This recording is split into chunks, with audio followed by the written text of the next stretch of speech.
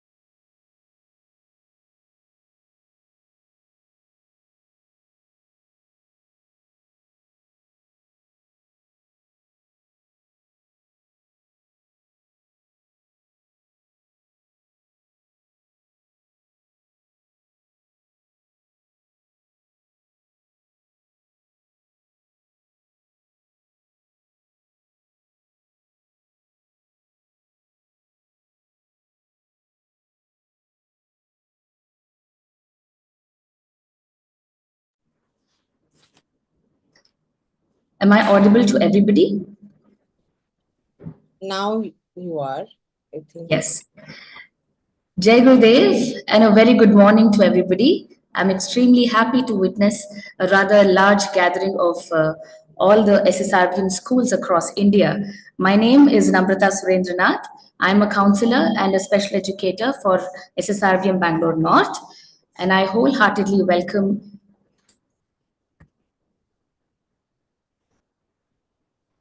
Am I now audible? All right.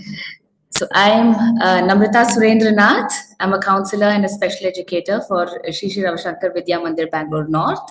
I wholeheartedly welcome our two very eminent guests, speakers, Ms. Divya Kanchibhotla and Ms. Aticka Dhandia, and of course, the entire student and teacher community of SSRVM family. As you all are already aware that we celebrate this day, the 20th of March, as the International Day of Happiness. Through this very interesting session that we're going to be having very soon, we would be taking a deep dive into happiness. Of course, we do understand that happiness is a very simple term, but it has a very profound meaning, and this is something that we strive for and we seek to find every time. This is not just any state of mental health, state of mind or an emotional state, but something that contributes largely to our overall mental health and well-being.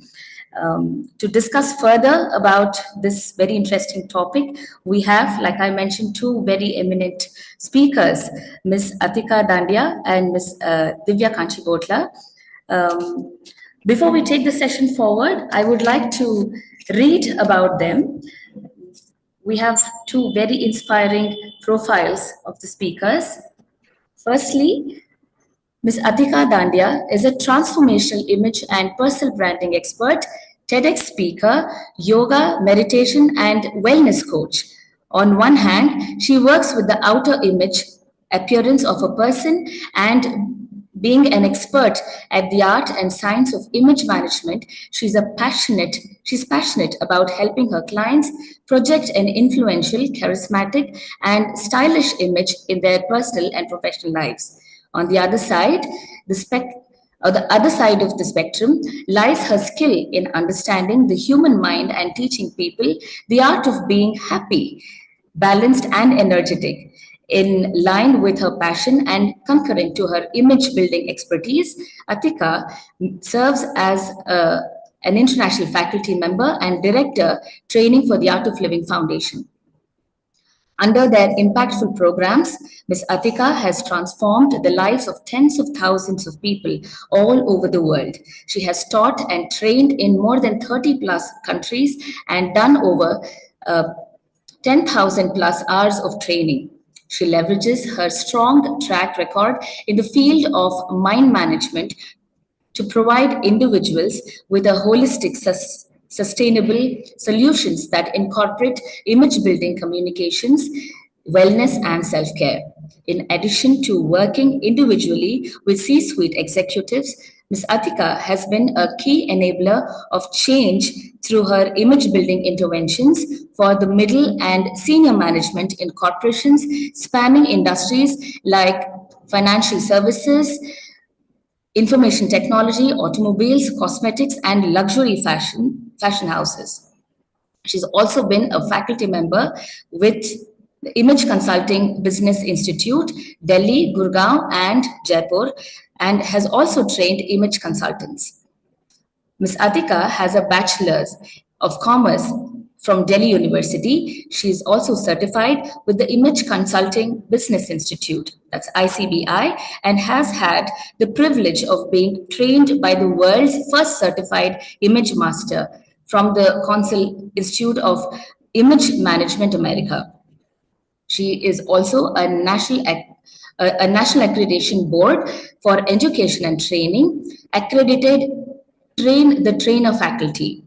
She carries a diploma in jewelry design from the Gemological Institute of America, Santa Monica. Ms. Aticka has been a board member of the Image Management Professional Association, India, since 2012. She has recently been appointed as a board member by the Ministry of Tourism, Government of India, driving initiatives to promote yoga and wellness across India and abroad. Ms. Aticka has been a constant source of inspiration to thousands of youths and adults across the world as she conducts empowerment programs incorporating elements of yoga, meditation, breathing techniques to manage the mind and using her image building techniques for an appearance that is authentic, appropriate, and yet very attractive. Ma'am, we are very happy to have you with us. I very warmly welcome you. Thank you so much, Namrata ji. Thank you so much. Our next speaker is Ms. Divya Kanchibhotla. She is the Executive Director of Sri Sri Institute of Advanced Research, which is the research wing of the Art of Living Foundation. SSIAR's mission is to apply and share the science of global ancient knowledge systems to the challenges of today. The purpose is to become an internationally renowned center of excellence for scientific inquiry into ancient knowledge systems of Ayush, yoga, meditation, Ayurveda, to just name a few. Using rigorous modern scientific methods, SSIAR aims to discover and validate the impact of yoga and Ayurveda on day-to-day life of humans, as well as the collective impact on the society. Ms. Divya is an engineer and a scientist with BTech and an MTech degree in biochemical engineering and biotechnology from the premier IIT Delhi, followed by a master's degree in molecular and human genetics from Baylor College of Medicine, Houston, Texas, USA. She has been involved with the Art of Living since 2002, a meditation trainer for over 18 years. She has personally trained thousands of people in Sudarshan Kriya and meditation in the US, India, Indonesia, Singapore, UK, and Australia. In full-time service with the Art of Living since 2008, she has played key roles in national administration in the USA and India. From 2012 to 2017, she was a director, national coordination for Art of Living trainers and programs. Since August 2017, she has been spearheading SSIAR, the research wing of the Art of Living. Under her leadership, in the last 78 months, SSIAR has initiated 334 scientific studies with 39 publications in high-impact international scientific journals, including several pioneer studies on impact of meditation on gut health, connection of Sudarshan Kriya and yogic breathing with biological aging, etc. Under her leadership, SSIAR is conducting collaborative research with scientists from premier Indian institutes like IIT, NIMHANS, and AIMS in India, Australia, Singapore, UK, and USA, including Harvard University. She has also been invited to speak and share the research findings at various international conferences in Europe, USA, and the Far East. She also is the standing research director of Indian Yoga Association as well as the advisory board member of the Happiness Center, IIM Jammu. Her passion is not only to encourage science around the Ayush knowledge systems, but also to share the relevant scientific findings to the community to encourage adoption of these practices. In her free time, she likes to sing, play guitar, learn new things, and travel. Ma'am, we wholeheartedly welcome you. We're very happy to have you with us as well. It's a Also with pleasure. us, Thank you. Also with us, we have two wonderful students from SSRVM Bangalore North and South, Shraddha and Dayani, to interact further with the speakers. Now over to you, Shraddha and Dayani. Jai Gurudev, ma'am. Thank you. I suppose I'll start off with some questions. And Aticka, ma'am, as a student, a very common term used on social media and other platforms we hear nowadays is self-care, skin routine, all of these things. How impactful is this to the image you have of yourself? And does it actually help in sustaining happiness within an individual? Or is this just an outward external thing? Thank you, Dayani, for asking me this question. First of all, hello to everyone. Shraddha, how are you doing? And Divya ji, so nice to see you. You're looking gorgeous as usual. Right back at you, everybody. And at this point, Dayani, just allow me to thank SSRVM also for inviting me for this amazing, amazing special day today. And thanks to ma'am, Jaina ma'am, to be so kind to remember us and to invite us for this occasion. So I'm really happy to be here, and I hope that today's little bit of interaction that we're going to have is going to add value to anybody who's listening to us. Yeah, with that, I would once again just quickly repeat the question, please. Yes, ma'am. Yeah. As youngsters, social media plays a big role in our lives. Right. And something all of us hear a lot nowadays is That's right. self-care, skin routines, this self-care, that self-care. Does it truly have an actual impact in our lives? And is it important for sustaining happiness within oneself and the image we create of ourselves in our head? Wonderful. So, Dani, to answer your question, I would like to tell you a little story which happened in reality with me. And I was, as you know, I'm also an Art of Living trainer, and I was teaching one of our best courses that we have, Yes Plus program, in a very renowned but a very snooty university, you know, where the annual fee is somewhere more than 16 lakh per annum and all that stuff. So believe it or not, I have given the entire program and everything. And in the end, because I had an assistant with me who was also helping me out, in the end, when I was giving them the gist of the program and I was telling them some stuff to do, this girl, she walks up to me and she said, "Ma'am, can you repeat?" I said, "That's what I was doing half an hour ago. Where were you? Where was your mind?" And she was sitting right in the front row. She said, "I was so engrossed in looking at your volunteers' feet they were so unclean. And I was thinking how they are going to teach me to clean my soul if they cannot clean their feet.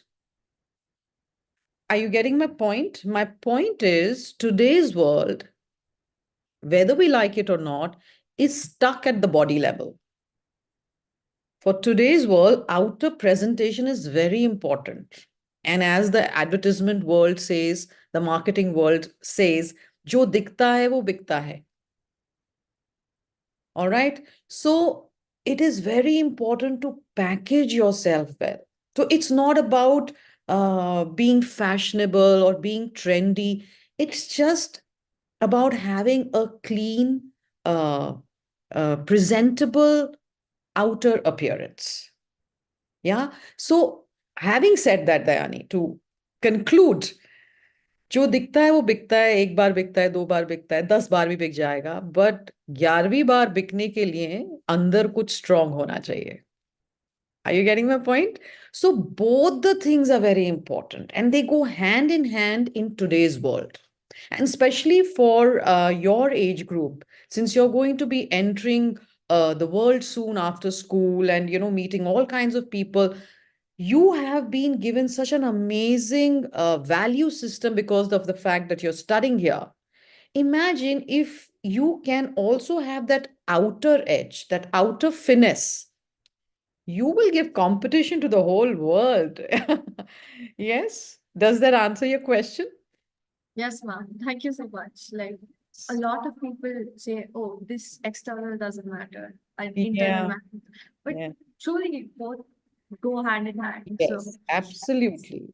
In today's world, they go hand in hand. I mean, I don't like to say that, but yes, that's how the world is today. thank you so much. Jai Gurudev, Aticka ma'am. Hello, hi Shraddha, Jai Gurudev. So my question to you would be, how do you define happiness? What is happiness to you? And do you think happiness is temporary or is it transient? Um, so happiness for me is a state of mind, and this is what I received from my master, Gurudev, before I came into art of living, happiness meant a holiday, a vacation, a gift, a beautiful dress, coming first in the class. So I realized, and when I met Gurudev, I realized that how he has beautifully defined happiness into uh, 3 segments. He says the first type of happiness is uh, available to you when you get some short-term gratification, maybe an ice cream, a fabulous dinner, a vacation, as I was telling you. The second type of happiness is when you do something for others. You remember all of us in COVID times, how we were? We were all wanting to contribute. And the more we contributed, yeah, people who were not even associated with art of living, I'm talking about our families, friends, they all were contributing and they were feeling so happy. Yeah. So when you bend backwards, trying to contribute to people, to society, you feel happy. That's the second kind of happiness Gurudev says. Yes. And he says the third type of happiness is when you don't need anything, anybody, any situation. When it's all inside you, when you understand that, then you don't need an outer crux to make you happy. That is the kind of happiness which can bring light to others. So all 3 are happiness, but in the first 2, you need something or somebody to make you happy. In the third one, whatever may come, whatever might happen in my outer world, I know I am happy and nobody can take that away. Yeah. Mhm. Thank you, ma'am. Ma'am, following up on Shraddha's question, Mhm. how do we as students reach this kind of happiness? एक तो इसको ना बिल्कुल बोझ भरा मत बनाओ. My god, it is such a big thing and I have to achieve it, and especially being in an Art of Living school I have to learn it. No. See, there are 2 types of skills, Dayani.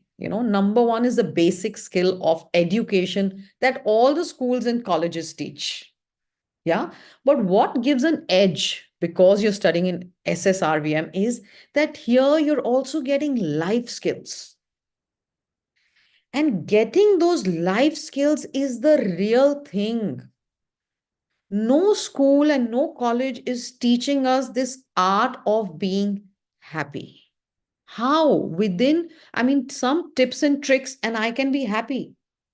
Yes. So, number one tool, as you're asking me how, the number one tool which all of us have, which is actually the key to happiness, is your own breath.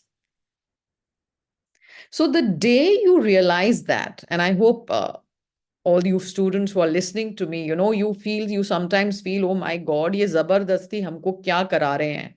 हम हमारे को इतना सारा breathing करा रहे हैं, ये करा रहे, वो करा, ये तो हम करेंगे when I'm going to be 50, 60 years old. Why are they making me meditate?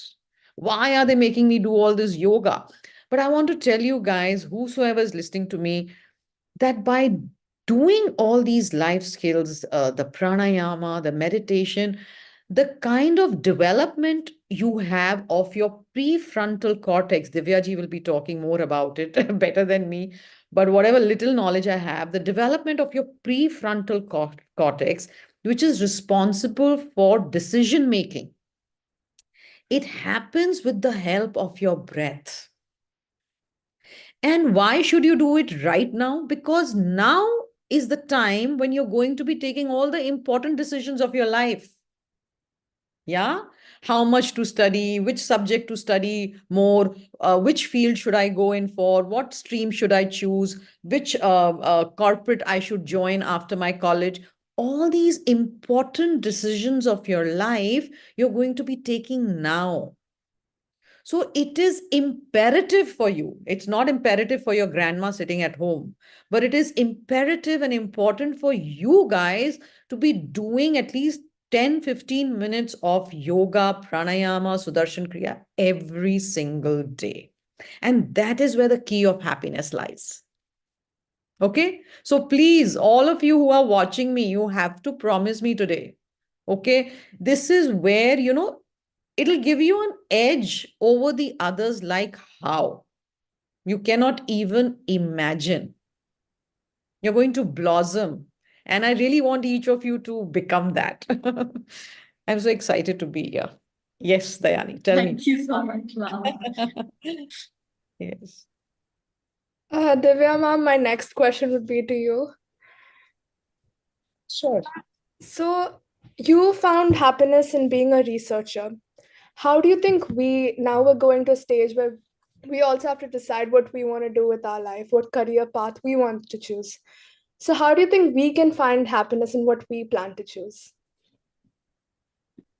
There are two outlooks. I started out as a scientist. Certainly, when I was growing up, I was very passionate about, going into IIT and studying and, doing science. But then I realized over time that my true passion lied in helping people and contributing to somebody's life. The satisfaction that you get by making a difference to somebody else's life is immense. So what I would say is that you should have a balance. In life, you need a career and you should aim to have a great career, that allows you to use your skills. Everybody has been given amazing skills. Somebody can do science very well, somebody is an artist, whatever allows you to express your skills in a way where you have a career. At the same time, balance it with doing things that you like. If we try to find passion only in our job, sometimes we get burnt out very quickly. So there has to be a multifaceted approach to life. That's what Art of Living teaches us, right? Is to have a multifaceted approach to life. It is not just about career. It is not just about having fun.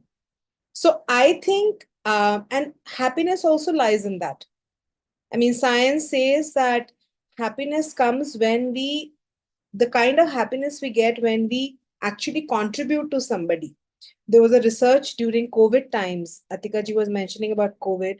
There was a research during COVID times that said that during COVID, the depression and the mental health issues skyrocketed. But people who were contributing to somebody else's well-being, their mental health was preserved. So it is important that we balance our life. We must have a good career, but we must find an outlet where we can contribute to others. And that brings sustainable happiness. Thank you, ma'am. Very good, Divya, ma'am. Okay. As we students are getting to going to a higher grades, this pressure from our family, co-students, teachers, everybody, choose your career, and at the same time, as you said, we have to strike a balance.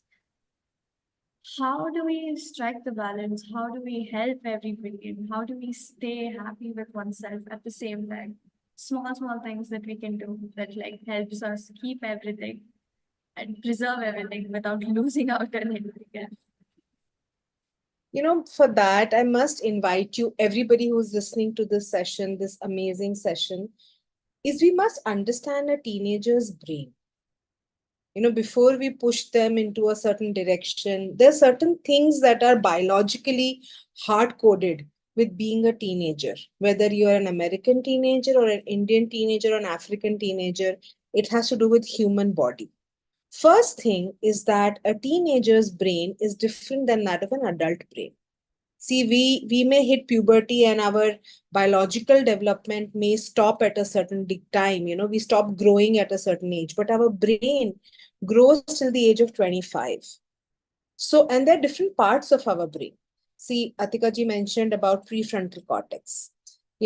What makes us different than from a cat or a dog is the amount of prefrontal cortex we have. In a human, 40% of the brain is devoted to a prefrontal cortex, while in a dog or a cat, it's 7%. Actually, dogs are 7%, cats have only 3.5%. So this part of our brain, this prefrontal cortex, makes us different than everybody else. That's a part of the brain that allows us to, have impulse control. When you're feeling angry, but you don't want to react, when you don't want to stay up in the night, knowing that you have to get up early in the morning, those kind of decisions happen with this prefrontal cortex. The other part of our brain is called amygdala. There are many parts of our brain. The other part of the brain, one of the part of the brain which is important for us, this question is called amygdala, which is the part of the brain that reacts or responds whenever you feel any kind of unhappiness or any kind of danger. Now that danger is not physical danger, it could be stress. When you are stressed for an exam, when you feel like ghar pe daat padegi, or somebody will say something to me, or my friend is not responding to me, will that person like me? All those things that happen while growing up. So because we live in a life where fortunately we don't have to worry about somebody coming like an animal coming and attacking us, but there is stress all around us that activates the amygdala. Now what happens when our brain is developing? The amygdala and the related part develop first, and the prefrontal cortex develops later. So what happens when you're a teenager, when all of us are teenagers, our brain is differently developed than an adult brain.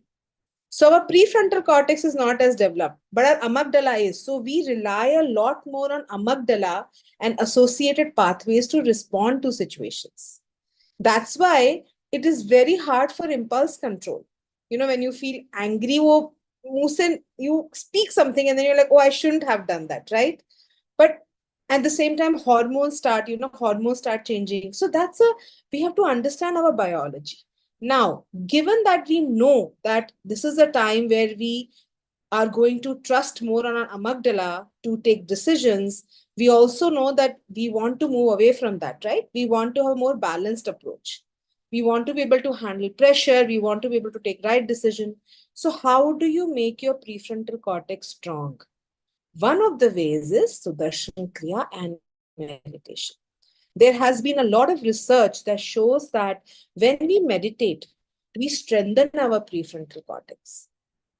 And when we get stressed, we strengthen our amygdala. That is why, so many of us, even though when we know all the portion of the exam, we know what we have to do, but we make silly mistakes. Why does that happen? That happens because at that time, because of stress or nervousness, our PFC, our prefrontal cortex, is suppressed. Our amygdala becomes active and we make mistakes. So, if we want to take the right decisions, handle the pressures, have a balance, then we must be able to improve our prefrontal cortex functioning. That happens through meditation, that happens through Sudarshan Kriya, that happens through yoga, through yogic breathing. This is one way where you can, you know, approach your life in a way where you are able to take good decisions, handle all the pressures. It's not easy. I think in today's age of social media and the amount of pressure that teenagers have, it's very different than our generation or the generation before that, right? So it's very important we take care of our brain because ultimately decisions come from there. And meditation and Kriya helps. In fact, we did a research on SSRVM itself, SSRVM students, and we compared them to another school, which was, equal in the terms of academic excellence, equal in terms of socioeconomic demographics of the students in the same city, same locality. And we found that kids in SSRVM or students in SSRVM were more happy, were less stressed, even though they were performing at the same level of academic excellence. They also had less emotional problems, which is, I don't want to say that oh, only girls have it or boys have it. Overall, we found that there were less emotional problems, there were less hyperactive behavior, less peer-to-peer communication issues. So I think meditation and yoga is the way to go. Make that a part of your life. I know sometimes it can feel a little boring, but just like how we brush our teeth in the morning, Gurudev says dental hygiene, we need mental hygiene. So that has to be a part of your life. It's a part of your self-care. You were talking about self-care Yes. some time ago, and I just wanted to add that self-care is important, but not just at the level of skin and at the level of clothes, at the level of what's happening inside your body. What kind of food are you consuming? How is your health? Are you the biggest form of self-care is to take time to meditate? Thank you so much, ma'am. Nice how the answer was like everything is inside you. So you don't need to You go have been looking given for all the it. tools. Yes. In SSRVM, we are given all the tools that we need to, approach situations. I had that when I was preparing for IIT. I really feel like that. I used to get so worried, so stressed, and I wish I had that at that time. Would have saved me a lot of, would have given me a lot more sleep than what I slept at that time. Thank you so much, ma'am. Aticka, ma'am, I have one more question for you. Yeah, surely. Tell me. Ma'am, the young, they relate pleasure with happiness a lot of the times. And do you believe, how true or meaningful is that? So, pleasure is momentary. When you say pleasure, we were talking about that instant gratification, a pleasure which a chocolate cake would give you. That's pleasure which is temporary. Yes. Happiness is something which is going to remain with you forever, come what may. So that is for me the biggest differentiator. Yeah, but there's nothing wrong with having little pleasures in life, enjoying them, but at the same time having the balance that, okay, today I might be having this pleasure, tomorrow it might not be there with me. Either ways, I am centered. I am okay with it. Yeah, I'm not going to go into depression because now my parents cannot take me for a holiday this year, or I cannot have a chocolate cake because my exams are coming, or that I have to get up early in the morning at 4 a.m. now to study. Yeah, earlier the pleasure I had because I was studying from home was I could get up at 8 a.m., 9 a.m. and still study. But now offline, I have to get up. So, differentiating, having that wisdom to be okay with anything that is happening in your life. Yes. Thank you, ma'am. Can I add something to that, if you don't mind? Pleasure and happiness have a very different pathway in the brain as well. Wow. So pleasure involves dopamine. You've heard of this word called dopamine, right? So dopamine pathway gets activated in pleasure, and your brain needs a higher and a higher dose of the same thing to get the same reaction of dopamine. Like, for example, you eat, let's say, chocolate pastry for the first time. So you get pleasure, and in your brain, dopamine is released. But the next time you eat the same chocolate pastry, same amount of dopamine will not be released. So you'll have to eat that chocolate pastry plus something else to feel that same rush of dopamine. So the brain kind of stabilizes and you need more and more and more of that. So it's never ending and you never feel satisfied. Happiness, on the other hand, releases something called as serotonin. We've heard the word called serotonin. So it's a neurotransmitter in the brain. It has a very different impact on the body. So while dopamine creates fatigue and a crash after that, serotonin actually makes you healthy. It allows you to have a sense of calm and peace, which is a very different response than pleasure. So yes, today we confuse pleasure with happiness, but know that pleasure is something that will stay for a moment, exactly what Aticka ji said. I'm just giving the scientific aspect of it. And happiness is something that will have a very different internal response because it's serotonin connected. That was so interesting, Divya. So glad I'm here today. I'm learning a lot. It's a very common thing, no? Because we feel, and that's why sometimes when you go to people, your age and even our age, when you go to people and say, "Don't you want to be happy?" They're like, "Ah, I'm already happy." But what they don't understand is that pleasure is not happiness, and happiness is not pleasure. It's not the same. So it's good to know what's a differentiator there biologically also. Thank you, ma'am. Thank you so much, ma'am. Aticka, ma'am, another question for you, and Divya, ma'am, too. Um, in your experience, what are some misconceptions people have about happiness, and how do we address these issues? Like, for example, can you explain the question a little bit? For example, as we talked, pleasure. A lot of people think that is happiness. So there are so many things that people misunderstand to be a solution to happiness, but it isn't. Mm. And how do we address it? Something that both of you have seen in your life, people experience and thinking that it is happiness. So, if I were to go a step further than your question and say that how to get this happiness consistently in my life, rather than addressing the problem, I will talk about the solution. Uh, is that, as Divyaji was saying, prioritizing yourself and prioritizing, she said, meditate every day. It means prioritize yourself and prioritize your me time. Yeah, that is very important. And number two, what she said again, she talked about food and nutrition. So, what are you eating? What are you listening? What are you watching? It's all a part of your nutrition. You're taking it in. The body is kind of consuming it. Yeah, she'll talk more about it in a bit. But this was number two, being aware of all of that. The amount of time we all spend these days on social media, the amount of time the brain is involved in scrolling mindlessly like a headless chicken because we are so attuned to that habit. We want to break it, but we are not able to do that. So what are you consuming? Yeah, first of all, the me time. Number two, your nutrition. That is not just your food.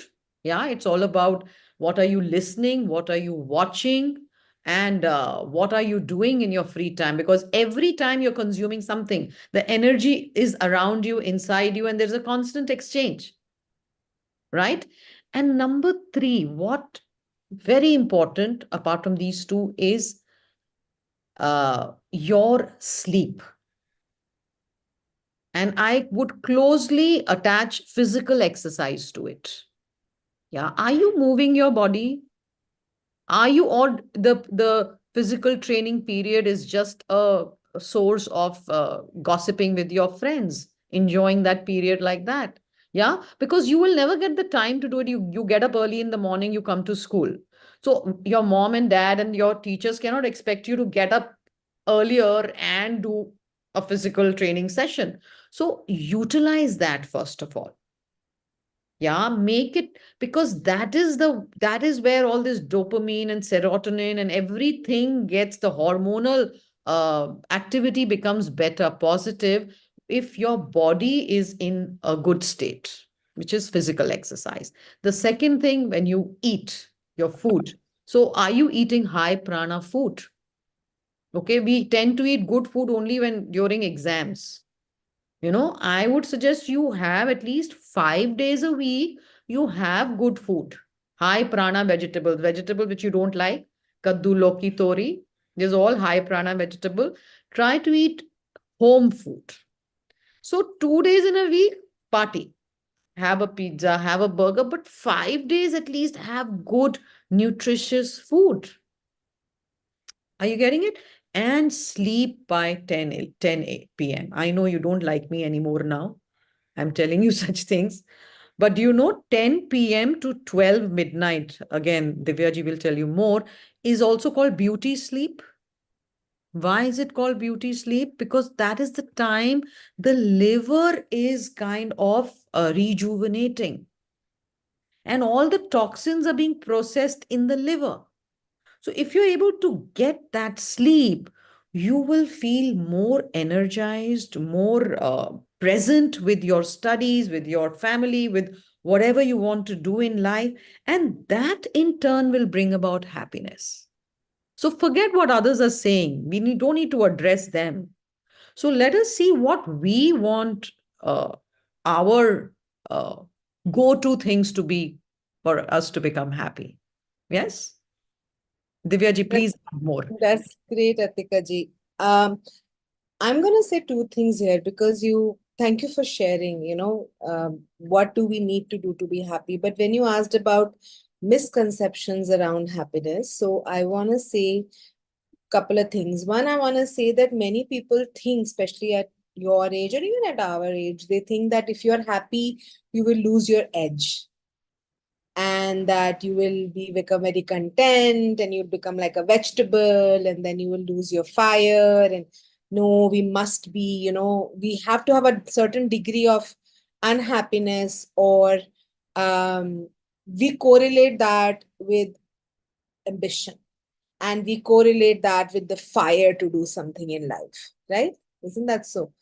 Like one of my IIT mates used to say, it is not important to succeed. It is important others must fail. So that's not a policy. That's the kind of thinking. And if you then you walk into such a environment, where it's highly competitive and you say, I'm happy, people laugh at you, right?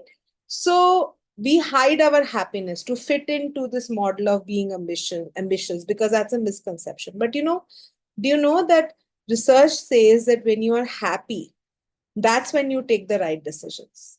That's when you make less mistakes. There's a study from Johns Hopkins University in US that said that when people were meditating, when people were happy, not only were they making less mistakes, if they made a mistake, they caught it early. Everybody makes mistakes, but can we catch it in time to make sure we course correct immediately? So I think one of the biggest misconceptions around happiness is that it'll take away from your excellence, it'll make you like a vegetable. That's not true. Being happy is something that allows you to take right decisions and move forward. Like Aticka ji said, it keeps your health, because 90% of disorders in the world today are stress related. People of our maybe grandparents and earlier generations, what did they suffer from? They would suffer from cholera or diarrhea, things that they would get infected by the air, tuberculosis, or by water. What do people of your parents' generation or your grandparents' generation, they suffer from? All lifestyle diseases, right? Heart problem, blood pressure, migraine, diabetes, all things that are happen inside the body. Nobody can infect you with diabetes. It's something you create for yourself because you don't take care of your health, right? Of course, it has a genetic component, but that's not the overriding component, right? So it's the misconception about happiness being, taking you away from your edge and your ambition is false, because it actually allows you to stay happy and healthy and achieve your goals with a calm state of mind. So that's what I wanted to say that. Thank you so much for addressing that, ma'am. Like a lot of us students correlate suffering and working hard in order to reach our ambition. And Aticka, a lot of kids, when they say me time, we refer to like, oh, I'll watch an episode from Netflix or something. But True. when you address that it was meditation as me time, I really like that so much. Thank you so much. Divya ma'am, I have a science related question. So, how does genetics influence an individual's predisposition to happiness? How does genetics play a role in It happiness? can influence, it can influence. You can have certain genetic predisposition to certain mental health disorders like depression or schizophrenia. So there is some role to it. But please know that in science today also there's a big debate around nature versus nurture. So people used to say, so when the genetic code was sequenced, and my field is genetics, so and I worked at my master's in US was at a place, one of the 5 places in the world where the human genome was sequenced. So it was one of the most premier place for genetic work. And at that time in early 2000s, when the genome came, everything was like, oh, everything is genes. It's all about your genes, and your genes decide everything about you and whether you are happy or sad. But that's not the understanding now. In the last 23 years, what has evolved is that your epigenetics, which is the expression of those genes, has a bigger role to play than your genetic makeup itself. And that you can change with your lifestyle. So even if you have a genetic predisposition to, let's say, being a diabetic, or, to cancer or anything, maybe you were, unfortunately, you got some of those genes, but doesn't mean the end of the story. You can change, you can certainly turn off or turn on those genes by, again, I come back to the same thing, by doing Sudarshan Kriya meditation. It has been shown that you can alter expression of hundreds of genes when you do Sudarshan Kriya. Hundreds of genes. And some of the genes that people are trying so hard to activate via intermittent fasting, and so many such genes are being activated by Sudarshan Kriya, just like that. So genes that protect us. So yes, your DNA is important, but it is not the end of the story. Your lifestyle is much more important. Thank you, ma'am.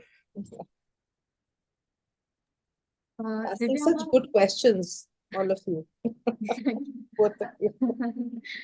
ma'am, like my generation, etc., we are, I feel like, trapped by these words of like behavioral problems that we have, or like any mental disorders that we face. And a lot of us get scared by these terms like anxiety, depression, OCD, and when people hear, oh, I have anxiety, they feel trapped by that term. They feel like, oh, I have anxiety, nothing can be solved after this. This is the end of the story.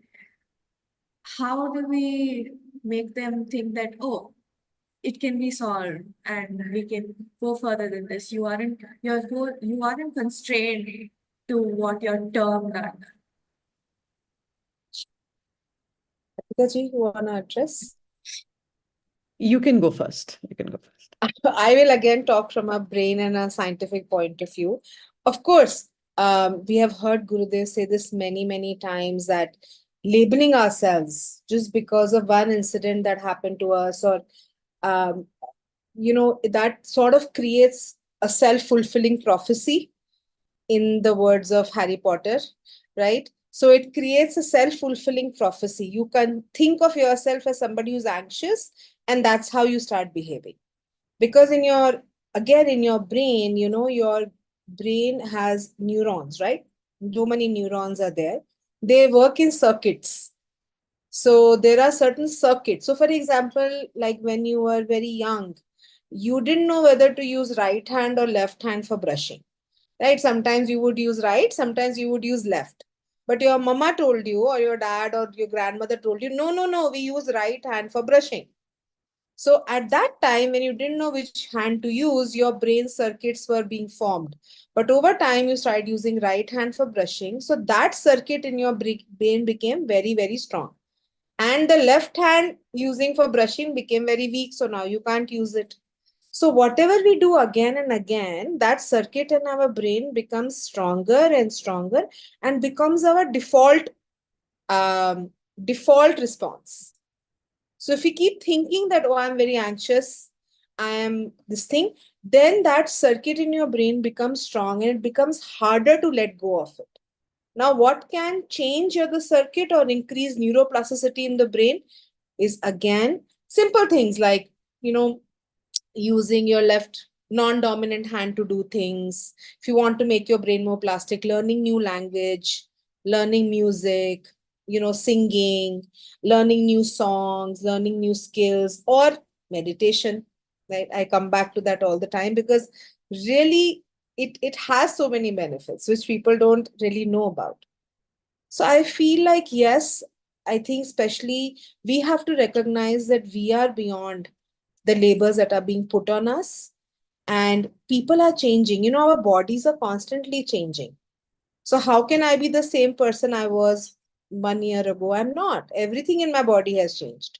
All the cells have changed. My blood is new. How can I be the same person? I'm not. I've had so many life experiences which I didn't have 1 year ago. Right? So, and also meditation helps you let go of these old pathways which are no longer serving you. That helps. Aticka ji. I think it's beautifully answered. I think you got your answer. You want to go on to the next question? Because so beautifully answered by her. Yes. Isn't it? Thank you so much, Divya. Pleasure. Social media, as Aticka ma'am was talking before, is such a popular platform for seeking and expressing happiness. Is it a reliable channel or is it misleading?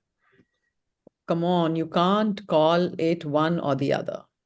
In today's day and age, it is an asset and a liability.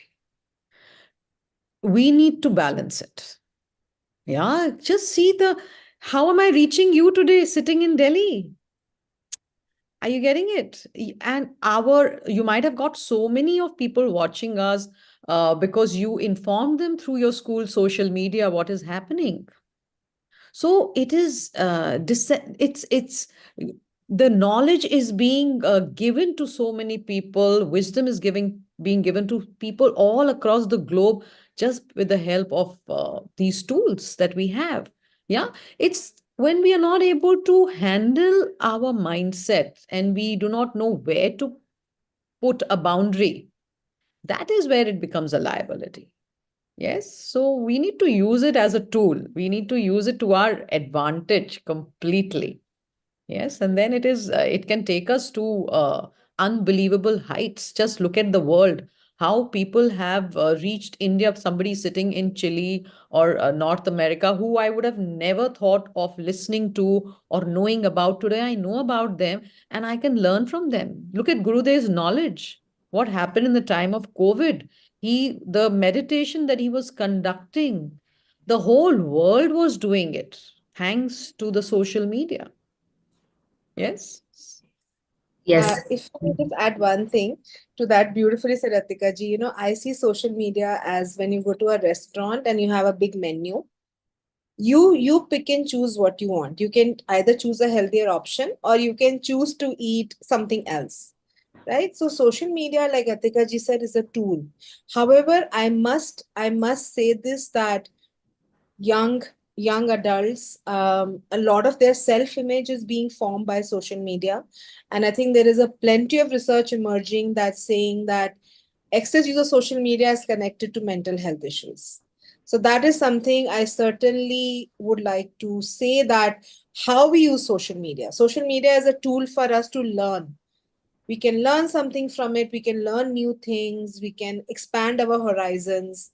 But connecting our self-image to it and, likes on a photo or, comments, we have to be careful around that part of it. That we have to be very mindful. And again, when you meditate and you're in a good state of mind, you'll automatically take the right decision how to approach it. And I also want to add one thing with you know, AI coming into existence. People can misuse it left, right, and center. So all of you guys got to be very careful what you put out on your social media. Yes. And because you are soon going to be going out in the world where, corporates are going to ask you to be a part of their organization. You're going to be having your own startups. So what you put on a social media is how people are going to perceive you as. So if you're seen standing with a glass of whiskey in your hands, though you were not drinking it at a party, are you getting my point? Being, with your strong value system, you never drink. But if you're seen just for fun's sake, standing in a birthday party, holding a glass of whiskey, well, the whole world is seeing it. And companies now, because I'm in the field of image and branding, companies now, they first go through their social media before they hire you. So be very careful of what you put across, the kind of attire that you're wearing, the kind of background that you are in, the kind of people you are with. Be very selective of what you put on your social media. Okay? Agree 100%.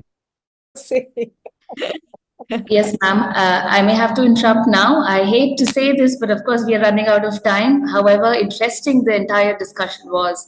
Thank you so much, Aticka ma'am and Divya ma'am, for such an extremely enriching the entire experience that we've had so far. It's been wonderful, and we've had a very interesting and highly stimulating conversation so far. And I'm sure I would have been very happy to take this entire session forward for another half an hour. Maybe I'm sure we would have had so many things to talk about. The students would have wanted to ask a little more, to know more about Sudarshan Kriya, breathing, and how beautifully it can actually impact our brain and our behavior as well. So I would say that this session so far has been extremely fruitful, especially because the prime focus was on the younger generation.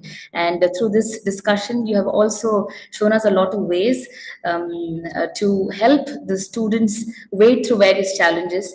And personally, my favorite part of the conversation, of course, was the clinical perspective to happiness as well, and how Sudarshan Kriya, yoga, and breathing can actually impact the brain behavior. So it's been wonderful talking to you, ma'am. I think I would have, like I said, would have loved to take this entire session forward. We're definitely looking forward to many more sessions like this with both Aticka ma'am and Divya ma'am. Thank you so very much. Namrata ji, I must say it was such a pleasure interacting with Shraddha and Dayani. It was, I think that for me added so much more joy to the session. Absolutely. Because, we do so many sessions and lives, but it's so much fun to interact with Absolutely. the generation. I love that. Thank you so much for this opportunity. And I hope it was Thank you, ma'am. helpful. It was really Thank a you. pleasure for me to be here. Thank you. My serotonin is active. So is ours. So Shraddha and thank Dani, you, thank you so ma'am. much. Thank you, Thank you, Namrata ji. Aticka, Thank you ma'am. so Thank much. you. Thank you. I'd also like to thank Shraddha and Dayani for, of course, conducting this entire very interesting discussion, interacting with both the speakers, and of course, most importantly, our organizing team of SSRVM Trust for having organized this entire session. So thank you so very much, and most importantly, before we conclude, thanks to Gurudev for his grace and blessings. I think I can, as a counselor myself, I can vouch for this because I have always been noticing how the students have been impacted because our USP is Sudarshan Kriya. The way the students have been so very well functioning in our school is definitely very different from the way the students of the other schools have been functioning. And I'm very proud to be part of this institution as well. So thank you all so very much. Definitely looking forward to many more sessions like this. Thank Thank you. Jai Jai Gurudev. Gurudev. Namaskar. Thank Thank you so much, ma'am. Jai Gurudev.